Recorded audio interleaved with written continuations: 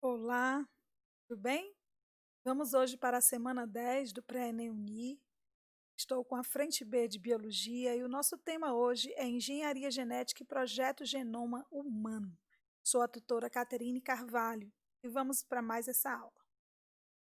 Então, a engenharia genética, ela compreende uma das técnicas laboratoriais da biotecnologia e existe desde 1973, então já é bem antiga, e a biotecnologia corresponde às técnicas em que se usam as propriedades do material genético para fins bastante diversificados.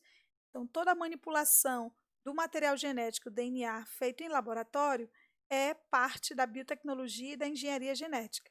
As suas aplicações são várias, como a criação de anticorpos puros, né, purificados, a criação de vacinas, criação de hormônios, como o hormônio do crescimento. Tem pessoas que não têm a capacidade de produzir o hormônio do crescimento na hipófise, então eles usavam antes hormônios tirados de cadáveres, então eles passaram a usar micro-organismos manipulados em laboratório com a utilização de genes humanos para produzir esse hormônio, e esses micro-organismos passaram a produzir. Então, isso foi um avanço também para a medicina e a qualidade de vida. Outro hormônio é a insulina para os diabéticos, produzido no pâncreas, e aí o diabético fica impossibilitado de produzir, ou ele produz uma insulina que não tem mais, ele não tem função mais, perde a função, tem a questão do corpo fica resistente à insulina.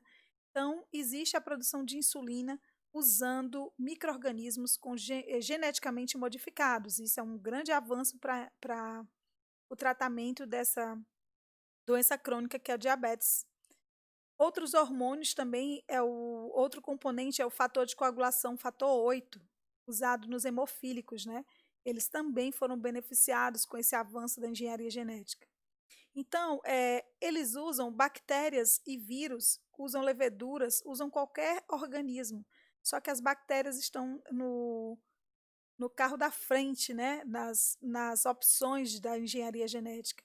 Elas podem ser geneticamente modificadas e, por isso, recebem o nome de bioreatores ou biofábricas. Tá? E tudo isso só acontece devido à universalidade do código genético humano, dos seres vivos, na verdade. Praticamente todos os seres vivos têm o mesmo código genético, então isso permite você manipular uma bactéria com um gene humano e ela produzir a mesma proteína que o gene humano produziria, como a insulina. Eu pego o gene humano de produzir insulina, coloco em uma bactéria, essa bactéria vai produzir a mesma insulina humana. Isso graças à universalidade do código genético. Para, para seguir com os entendimentos sobre a engenharia genética, primeiro tem que se conhecer as técnicas, né, com mais detalhe. Por exemplo, a técnica do DNA recombinante. Eles utilizam essa técnica do DNA recombinante exatamente para fazer com que consiga ter a produção da substância em questão e a utilização daquele certo organismo. Por exemplo, para a gente fazer essa técnica do DNA recombinante, você passa por etapas, como a etapa da busca dos genes, ou seja, eles vão buscar o organismo doador.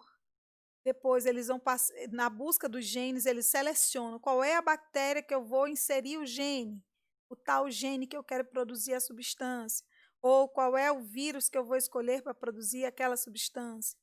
Depois que ele faz a busca, vem a fase do intermediário, onde ele vai colocar, né, fazer o enxerto do gene naquele microorganismo. Depois que aquele microorganismo recebe o gene enxertado e passa a multiplicar-se já com a nova combinação de DNA, com a nova molécula modificada, né, chamada molécula vetor, já com a característica que eu faço o transplante, que é eu coloco aquele microorganismo para reproduzir, né. Então, ele vai começar a reproduzir. No caso, se eu usar o exemplo do arroz dourado, que ele produz vitamina A, né, o beta-caroteno, eu faço a busca com um grupo de bactérias, como erva narciso, né, a bactéria ervínia, ela vai produzir o beta-caroteno. Então, eu coloco eu coloco o gene da produção nessa bactéria, ela vai produzir o gene de vitamina A, do beta-caroteno. No intermediário, eu já fiz o enxerto do gene. No transplante, eu coloco o arroz, né, para ser infectado por essa bactéria, já com a capacidade de produzir o beta-caroteno. E a seleção, que é a última fase, eu vou escolher o quê? Eu vou escolher aqueles organismos que receberam e aceitaram o gene que eu estava manipulando. Então, se o arroz passou realmente a produzir aquela substância, a vitamina A que eu estava esperando. Essa seleção também ela pode ser feita com a ajuda de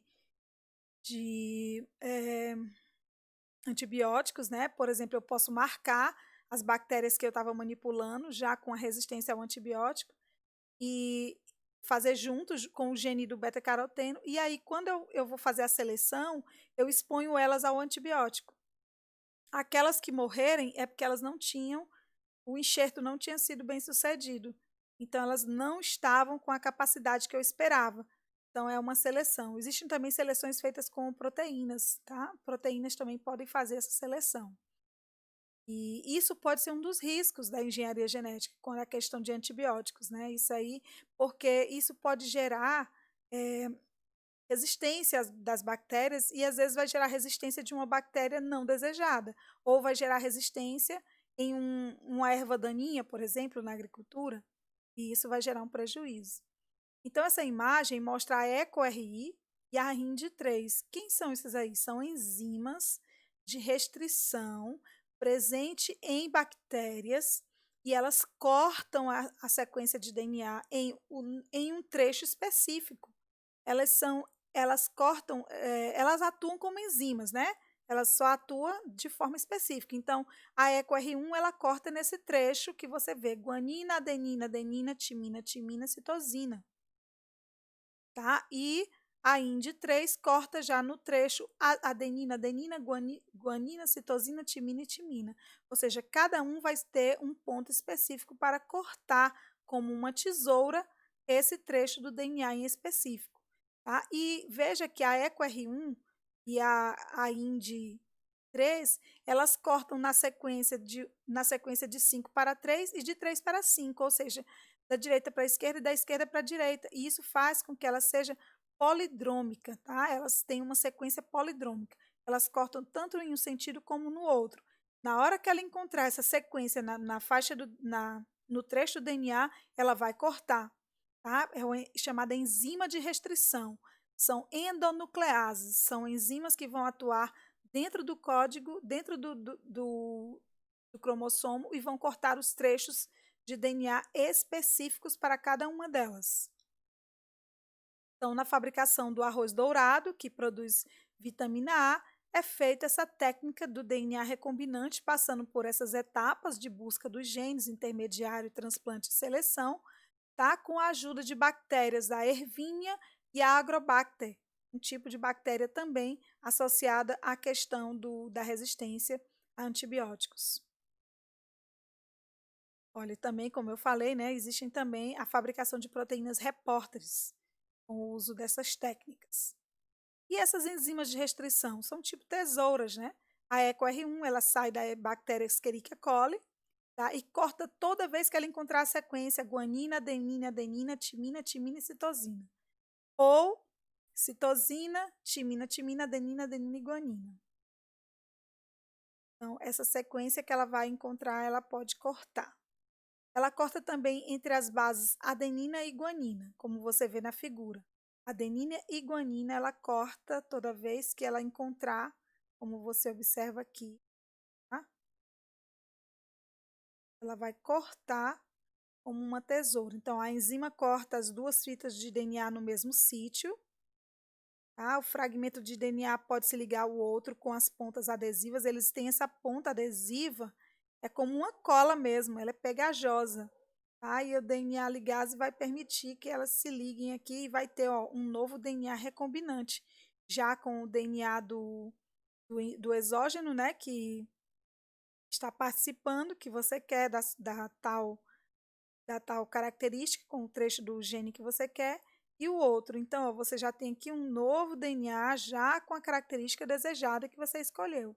Esse exemplo é o da EcoR1, que é uma enzima de restrição da bactéria Escherichia coli. E a sequência palindrômica que eu falei é que tanto faz ser da esquerda para a direita, da direita para a esquerda, ela vai cortar do mesmo jeito se ela encontrar essa sequência. Olha, as extremidades deixadas nos pontos de corte são complementares, né? Como você vê aqui, ó, elas são complementares, tá? E são chamadas de extremidades pegajosas ou stick ends. Elas, ao se encontrarem, se complementam e vão parear novamente, com auxílio das pontes de hidrogênio. As extremidades pegajosas ou adesivas se pareiam por ligações de hidrogênio, como eu acabei de falar. Para consolidar essa ligação, existe a chamada enzima DNA ligase, tá? E promove as ligações fosfodiéster, né? Que são as ligações dos nucleotídeos. Nesses trechos do DNA, ele é um suporte, né, para o gene de interesse, que é chamado de vetor, tá? Quem são esses vetores? Pode ser uma bactéria, pode ser um vírus, tá? Eles podem ser esses exemplos aí. Então, você vê aqui, ó, as extremidades coesivas, elas vão colar, né? São pegajosas devido à ação da ligase. Ela vai atuar e aí elas vão reunir. Veja aqui, ó, o DNA do vetor e o fragmento de DNA incerto. Essa imagem foi retirada desse slide player, e eu achei interessante porque mostra as colas que vão ser usadas, né? Eles até colocou o tubinho de cola para facilitar o entendimento, mas na verdade é a DNA ligase, né, que vai consolidar essa ligação das pontes de hidrogênio feita pelas bases nitrogenadas. Se complementam. Então, a molécula vetor associada ao trecho de DNA em estudo é DNA recombinante, que é introduzido nos micro-organismos. E esses micro-organismos, ao receberem esse DNA recombinante, eles vão o quê? Se reproduzir, se multiplicar, e a molécula recombinante vai estar dentro deles em todas as suas quantidades. Então, aquela bactéria, aquele vírus que se multiplicar diversas vezes, vai ter, tá, esse DNA recombinante em suas células, e isso gerando um grande número de cópias. O nome disso é clonagem gênica ou clonagem de DNA, para produzir uma grande quantidade de cópias exatas de um mesmo gene ou do trecho de DNA. Você vê aqui na imagem, a enzima corta ambas as fitas no DNA no mesmo ponto, os fragmentos se juntam nas extremidades, que é a extremidade adesiva ou pegajosa, né, que tem as stick ends aqui, e aí eles se unem com as pontes de hidrogênio, com a DNA ligase que promove a ligação fosfodiéster, e esse novo DNA recombinante vai aparecer nos seres quando eles se multiplicarem. Então, eu já vou ter, digamos que eu usei bactérias. Bactérias, elas vão, tá, ter o seu DNA já recombinante. E onde eu colocar, ela já vai expressar, cada vez que ela se multiplicar, vai estar expressa essa nova conformidade do código, que foi manipulada com o auxílio da técnica de engenharia genética. Os plasmídios, né, que é, no caso, aquele DNA circular das bactérias, eles têm um encaixe preciso do gene enxertado. Por exemplo, é por isso que as bactérias elas são as mais escolhidas, né, para essa manipulação. Então, faz-se o corte do plasmídio. O plasmídio é esse DNA aqui, ó, circular que você observa. Faz-se o corte com a enzima de restrição, né? Colocou a tesoura para representar a enzima, na verdade é isso. Tá? E aí o corte do DNA a ser clonado com a enzima de restrição, ó, faz a união do plasmídio com o DNA a ser colado, ó, o trechozinho que eu estou colocando. Ó. Isso aqui já vai ser o quê? Um DNA recombinante. É o plasmídio mais o DNA a ser clonado, que é esse azul e verdinho. E o plasmídio, que é o vermelho, que já era da bactéria. Então, eu introduzo esse DNA recombinante na bactéria hospedeira, ela já vai ter um DNA recombinante, e aí o que vai acontecer? Ela começa a se multiplicar e todos os plasmídios recombinantes vão estar presentes. E eu vou ter, ó, novas bactérias com plasmídios já com DNA recombinante. E isso vai ter a característica que eu selecionei. E como é que pode ser essa inserção desse vetor? Como faz essa inserção? Você pode fazer por biobalística, que é bombardear mesmo com partículas, digamos, partículas de ouro, contra o núcleo, aí elas penetram. Ou então por eletroporação, que é o que eu trouxe na imagem. Dá choque elétrico na membrana, ela abre os poros e permite a entrada desse material. Tá? Então, veja que a célula da bactéria, tá? Ela recebe um choque e quebra, já com o DNA recombinante pronto, dos plasmídios, e aí, com o choque, a membrana recebe, ó, ela abre espaços e o DNA recombinante já penetra. E aí já vai fazer parte da célula. Quando ela se multiplicar e duplicar, já vai ter o DNA recombinante. Então, a eletroporação é uma técnica que faz dessa forma. Várias substâncias foram feitas e há muito tempo, por exemplo, a insulina, que tem desde 1920, só que eles faziam tirando do pâncreas de porcos e bois. Em 1977, a somatostatina foi a primeira proteína sintetizada em bactéria modificada geneticamente. E em 1978 foi a insulina, já também com bactéria modificada, já não mais de porcos e bois, né? E já era a insulina humana feita em bactérias. Em 79, a somatropina foi produzida também, é o hormônio do crescimento, mas ela só foi comercializada, a somatropina, em 85. Ela foi produzida e esperou um certo tempo para ela ser realmente comercializada. Então, as pessoas que necessitam desses hormônios, que era mais difícil a produção a partir de cadáveres ou de animais, ficou bem mais acessível e uma quantidade para atender uma demanda maior quando se usou as técnicas da engenharia genética para a fabricação deles. Aí isso ajuda no tratamento das pessoas, isso aumenta a média de vida delas. Aí isso proporciona uma qualidade de vida, uma promoção de saúde. Então veja que a insulina, como ela é produzida? A gente pega o DNA, no DNA humano, que está no caso das células do pâncreas, o gene de produção da insulina normal, tá? E aí a gente introduz na bactéria, fazendo DNA recombinante. Olha aqui, ó, eu tiro o plasmídio da bactéria, coloco o enxerto que eu quero, que é o gene humano, desculpa, o gene humano de produção da insulina, vai encaixar perfeitamente no plasmídio. Eu coloco esse plasmídio na bactéria novamente e essa bactéria vai já se multiplicar com essa combinação desejada e vai produzir a insulina humana. Porque devido à universalidade do código genético, a bactéria vai produzir uma proteína humana porque foi injetado nela o gene humano que determina a produção dessa proteína.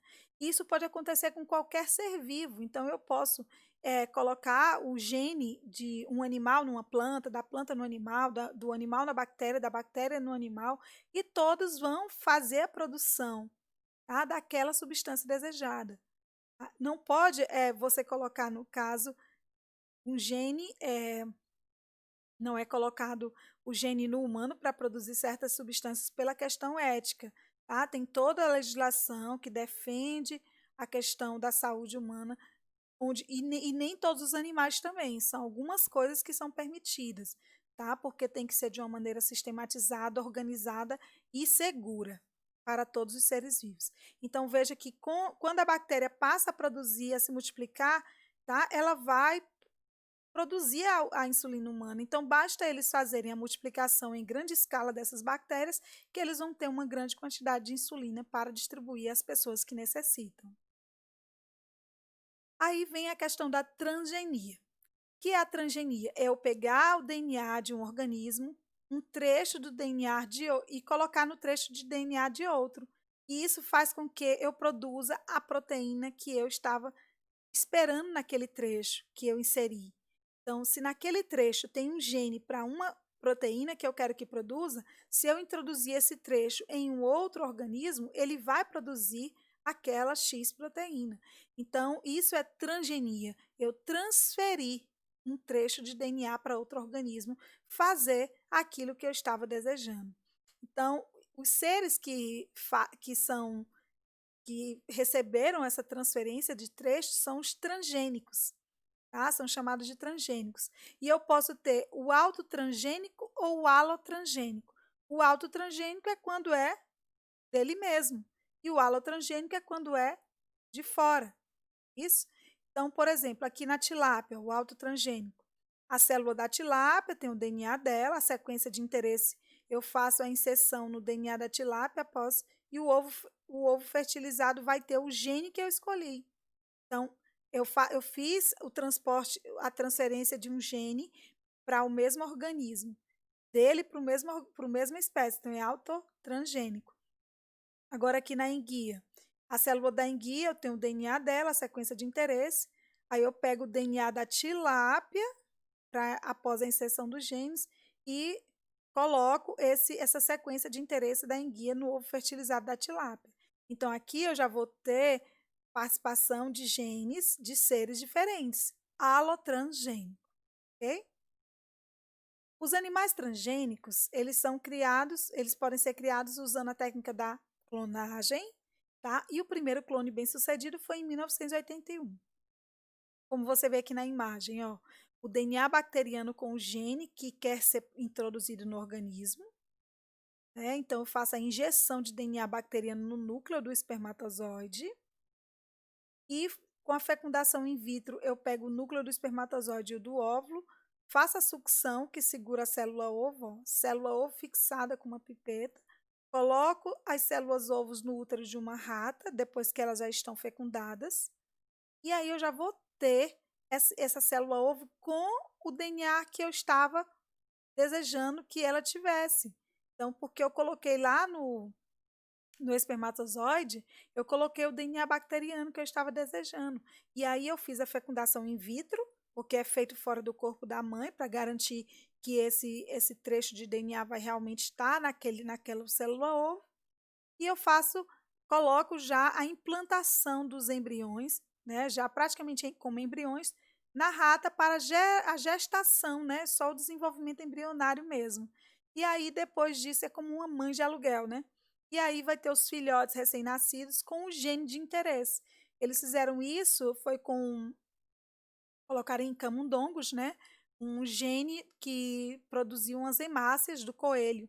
E os camundongos nasceram com a capacidade de produzir hemácias de coelhos. Plantas também podem ser transgênicas, não somente animais. Na verdade, qualquer ser vivo pode ser. E as plantas transgênicas? O que elas podem trazer? Então, assim, não foi fácil começar o trabalho com as plantas transgênicas. Em 98, a soja Hope Red, que é uma tecnologia, ela foi proibida por determinação judicial. Só em 2003 que ela foi liberada. Em 2007 foi a vez do milho geneticamente modificado, tanto o Hope Red como também o BT. Que é BT por quê? Porque tem o gene da bactéria Bacillus thuringiensis e ele foi liberado no Brasil em 2007. Em 2009, liberou também tanto a soja, algodão, BTs no Brasil. Ou seja, quando você está falando BT, é porque eles têm o gene da bactéria thuringiensis, a Bacillus thuringiensis. Ou seja, é uma bactéria que tem uma resistência a algumas pragas. Então, esse milho, esse algodão e essa soja BT, eles são resistentes a essa praga. Do jeito que a soja Roundup Reed também tem uma tecnologia para resistência a alguma praga. Ela tem também a capacidade de ser mais produtiva. Ela tem uma quantidade maior, a produção aumenta, ela é mais nutritiva. Então, esse é o papel, essa é a finalidade das plantas transgênicas. Tornar a produtividade maior, ampliar para aumentar as safras e tornar o alimento mais nutritivo e resistente a pragas, para a redução dos prejuízos. E, claro, reduz os custos, porque você não gasta tanto com fertilizantes e nem com agrotóxicos. Então, aqui a gente tem o caso do milho, né? O milho com a proteína BT. A lagartinha vem, come o milho, ali tenta comer, e ela vai ter o quê? Toxinas que vão destruir essa lagartinha. Então, é a proteção desse milho BT é exatamente causar a morte de pragas que venham atacá-lo. Tá? Teve um estudo nos Estados Unidos que eles questionaram que estava entrando em extinção as borboletas monarcas, porque elas encontravam o milho BT e se intoxicavam e morriam. Então, digamos que estavam acabando, né, destruindo toda a população de borboletas monarcas. E fora a questão de riscos à saúde, né, já tiveram estudos que falaram que a própria toxicidade dos transgênicos, a questão de alérgenos e a questão também dos antibióticos, resistência de bactérias a antibióticos, porque muitas vezes na manipulação genética, eles colocam genes de resistência a antibióticos nas bactérias para fazer aquela seleção. E nesse momento, esse gene ele pode passar para outros organismos que não estão no estudo, que não é o objetivo. E aí vão gerar seres com resistência a antibióticos, e isso vai trazer um impacto seríssimo na saúde humana no tratamento de doenças e infecções. A terapia gênica ou geniterapia é uma técnica, pode ser ex vivo e in vivo. Tá? A terapia gênica é você fazer tratamentos com o uso de genes. Né? A ex vivo é um vetor, né, como um vírus, que contém um alelo normal.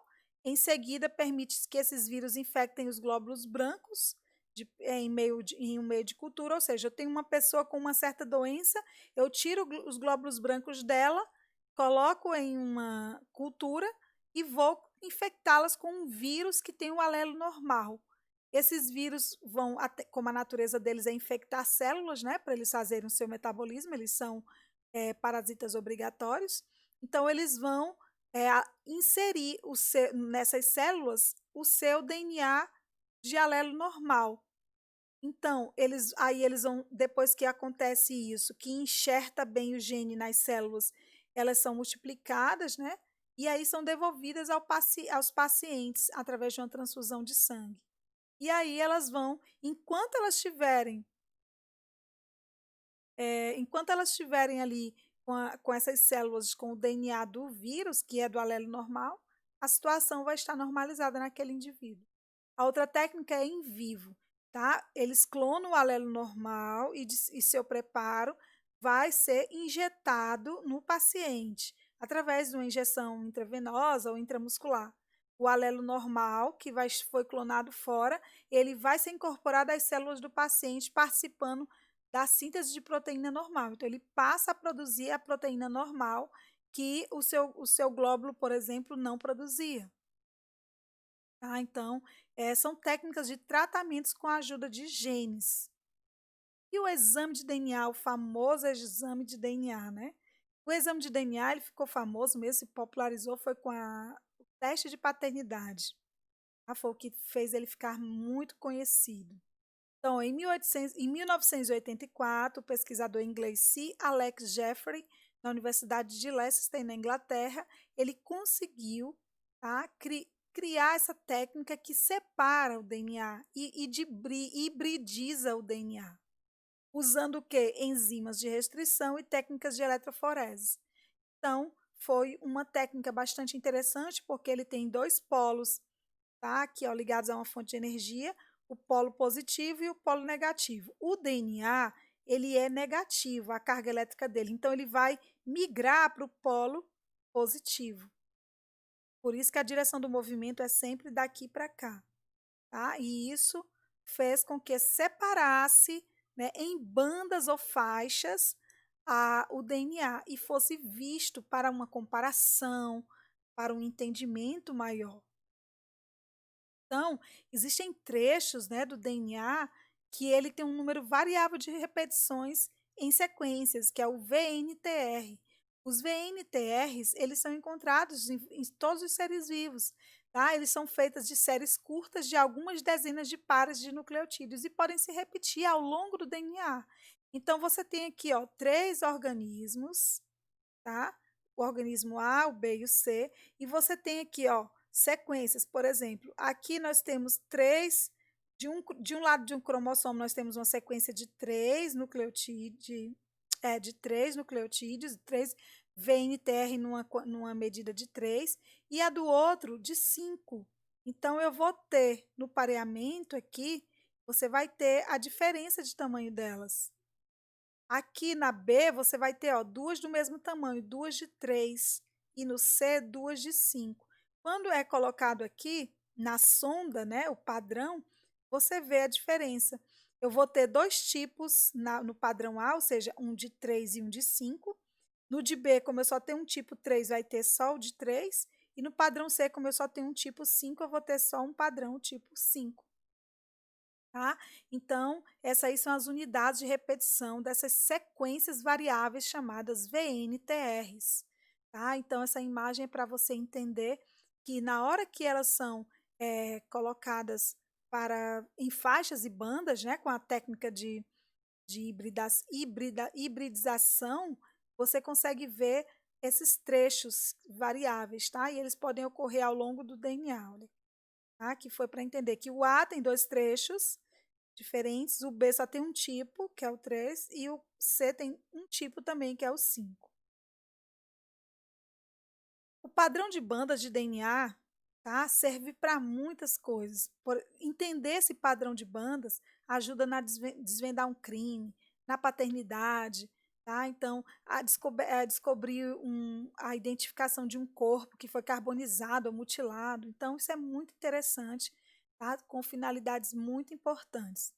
Então, ó, o padrão de bandas de DNA de uma vítima de um crime, tá? Do DNA extraído de um fio de cabelo que foi encontrado no local do crime, que é a evidência, que é o P, o V é a vítima, o cromossomo, o DNA da vítima. Aqui o P é o DNA do fio de cabelo do que foi encontrado, é a prova, né? Material que está lá no crime. E aí a gente tem três suspeitos, S1, S2 e S3, com o DNA dos três aqui no banco de dados, tá? Da Polícia Investigativa. Então, as 4 amostras foram digeridas com a mesma eletroforese e a separação, aliás, desculpa, com a mesma enzima de restrição endonuclease e a separação eletroforética, e foi tratada com o mesmo tipo de sonda. E o padrão VNTR do P, ó, o padrão dos trechos, né, variáveis do P, bate com qual aqui?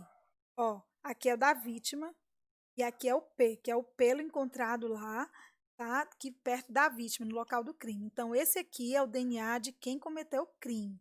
E aí, qual dos três suspeitos tem realmente a sequência igual? Ó, o S1 sobe, o S2 sobe, ó, o S3 já tem esse igual. Olha aí, se você observar, ó, o S3 corresponde igualzinho à faixa, o VNTR do P. Ou seja, o pelo encontrado no local do crime é do indivíduo suspeito 3.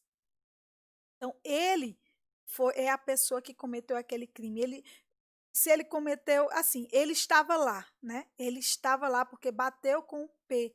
O DNA bateu. Então, aí já vão ter que olhar outros aspectos, porque já deu para provar que aquele pelo encontrado lá do fio de cabelo era do indivíduo suspeito 3. Então, ele esteve no local do crime.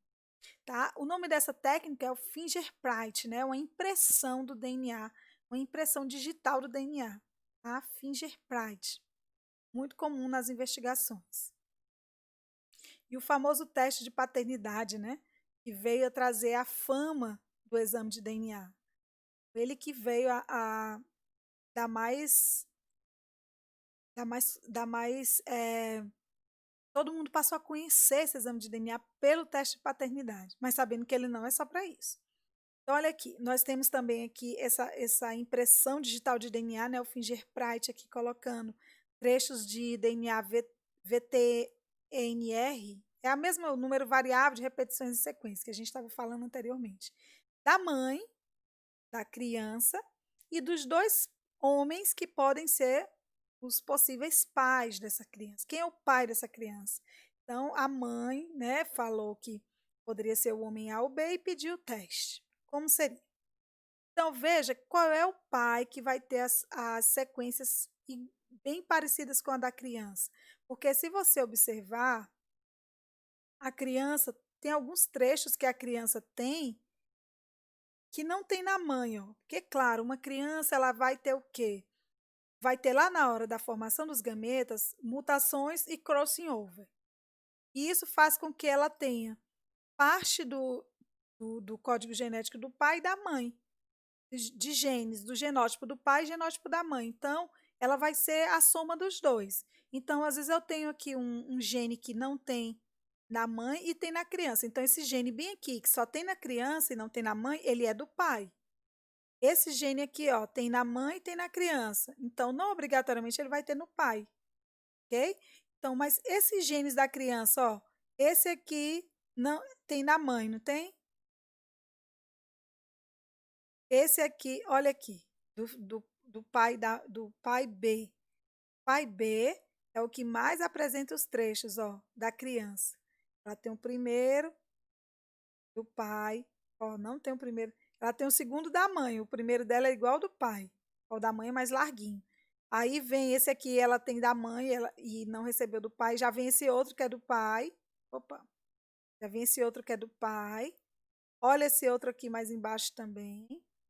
Então, a gente comparando essa impressão digital de DNA, foi constatado que o homem B é o pai dessa criança. O homem A não tem muita compatibilidade, está bem diferente.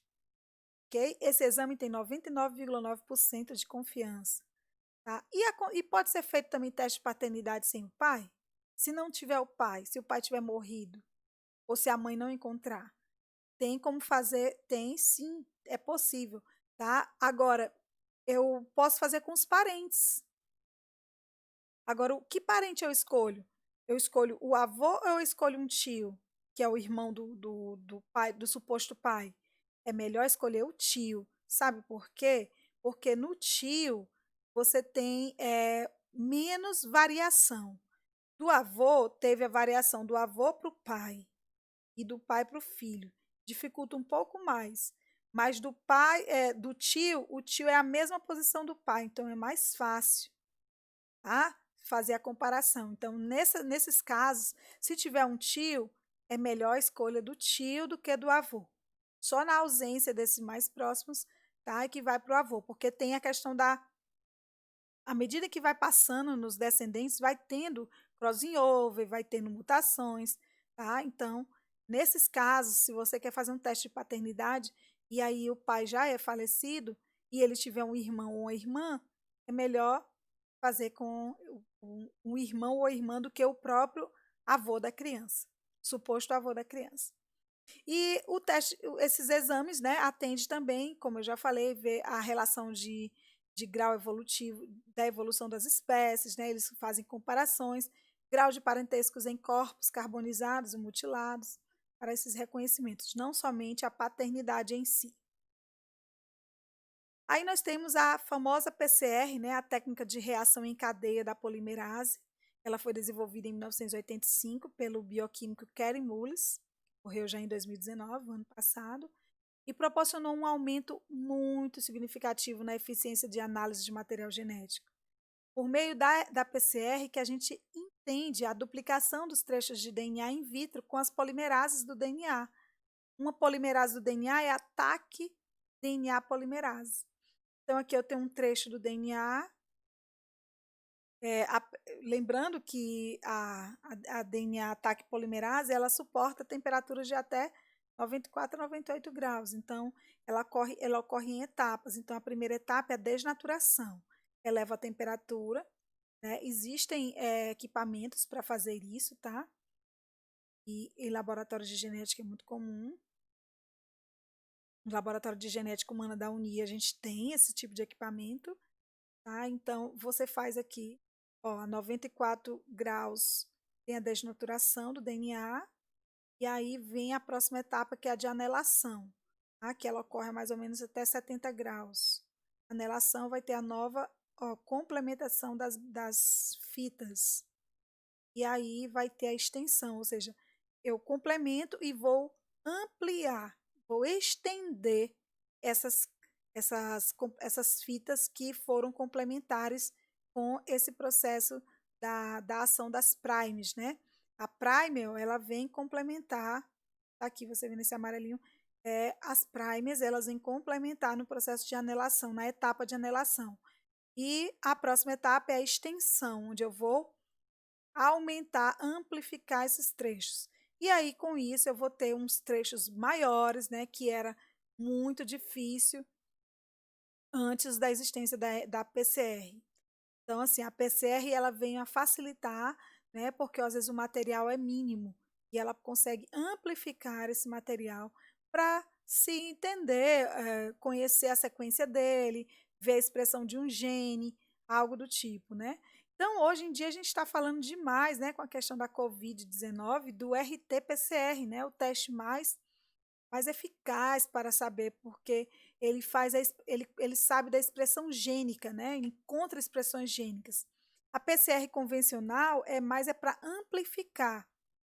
O RT-PCR, que é o real time, que é PCR em tempo real, ela vê a expressão gênica.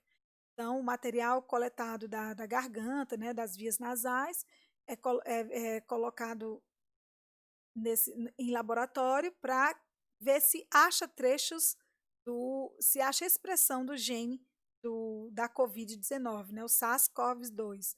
E aí, se existir, o exame dá positivo. Então, ele é muito eficaz na detecção da presença do vírus.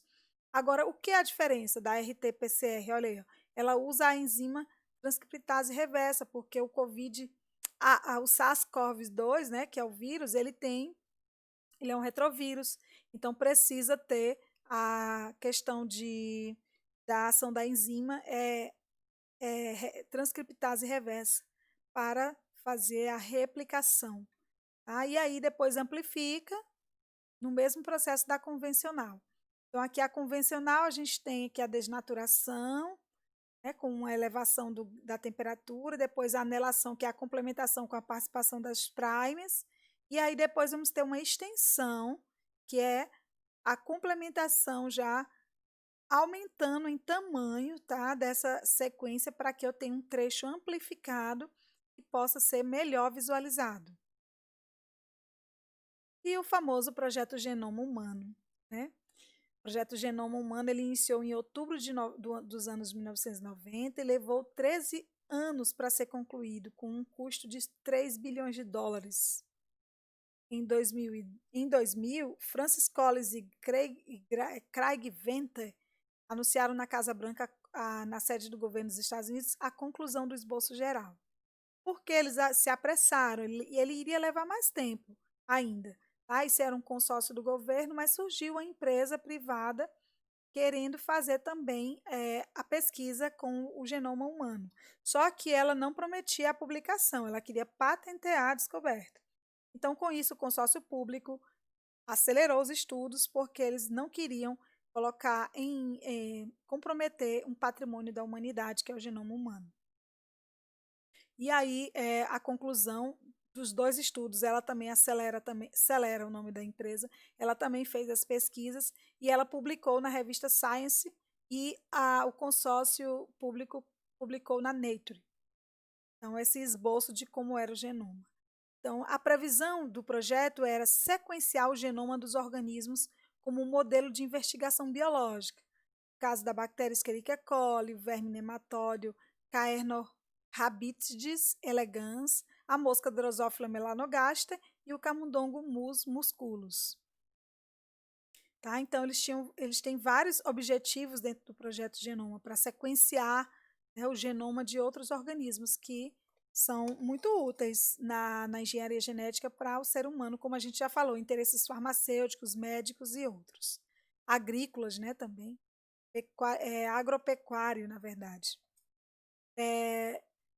Somente 3% dos 3 bilhões de pares de genoma corresponde a genes. 97% dos genes não codificam proteínas, não transcrevem moléculas de DNA.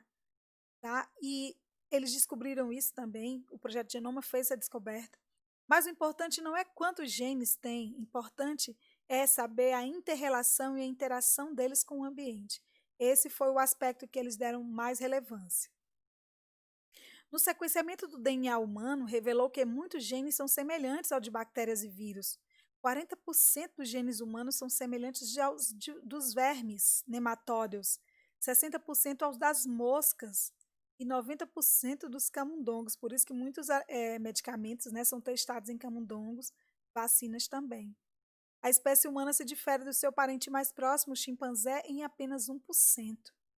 Um a cada 100 pares de bases nitrogenadas nós somos diferentes do chimpanzé. E isso já nos confere as diferenças visíveis, né? A questão do dedo oponente, o polegar oponente, que a gente tem a capacidade de pegar em pinça, e eles não têm. A fala articulada, né? Com a capacidade de leitura e argumentação. Então, esse 1% faz muita diferença.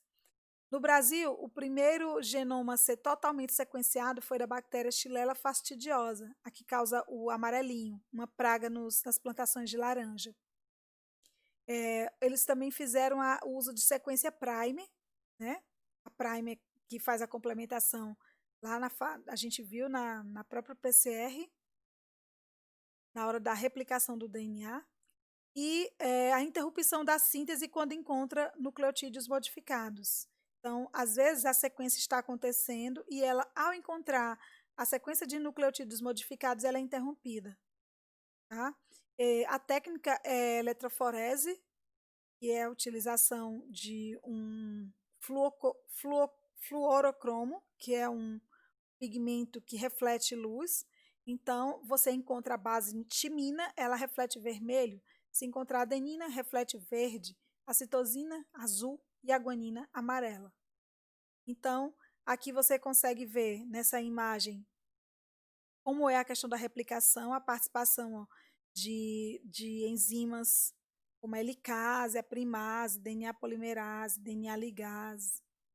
Tá? Essa topoisomerase, no material resumo tem uma tabela falando da função de todas elas para vocês, tá? Então veja que aqui é como uma forquilha, né? O sentido da forquilha é esse, ó. Como essa setinha está subindo aqui. Tá? Esse aqui é o sentido da forquilha. Aqui é a primase, né, e o RNA primer. E aqui os fragmentos de Okazaki. Também tem um resuminho legal de fragmentos de Okazaki. O material de vocês. Ele é exatamente para ele ficar fazendo essa leitura aqui, ó. Isso aí foi da aula anterior da síntese de proteínas. E aqui você tem ó, a cadeia adiantada, a cadeia líder, no sentido da forquilha, que é esse sentido aqui, do 3 para o 5. A cadeia lenta é descontínua, do 3 para o 5. Nesse sentido. E aí as primers vão estar aqui na cadeia lenta descontínua. Tá? Também, ó. Aqui você vê, ó, olha aqui que você consegue entender. Essa é contínua, essa é descontínua por causa dos fragmentos de Okazaki.